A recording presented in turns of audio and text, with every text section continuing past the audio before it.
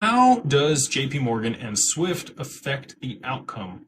Would they be able to compete with Ripple and XRP's implementation? So I think early on they thought they could.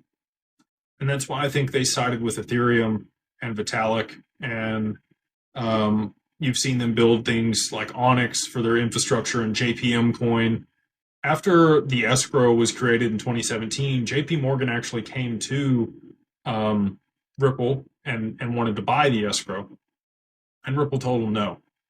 And I think that is when things shifted and they decided that they were going to do exactly what you mentioned there and try to compete with Ripple and XRP. I think that they realized after they sued them that that wasn't going to be possible. And the reason for that is other institutions aren't going to adopt something that JP Morgan or Swift implement. There's too much counterparty risk.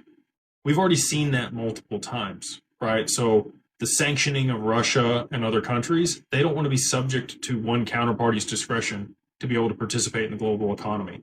They're not going to succumb to that again.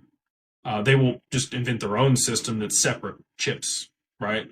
Or if it's all the sanctioned nations, they'll just start feeding themselves and eventually pull other people over.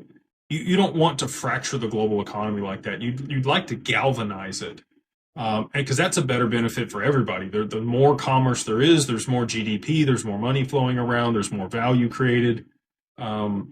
Everybody wins in that scenario, and I think JP Morgan gets that, right? Swift does too. Now, will they use their own proprietary technology that's interoperable with XRP through some bridge? Yes. So, as an example, I think Swift partners with R3. They've never told me that. There's been lots of conversations that I've had with them.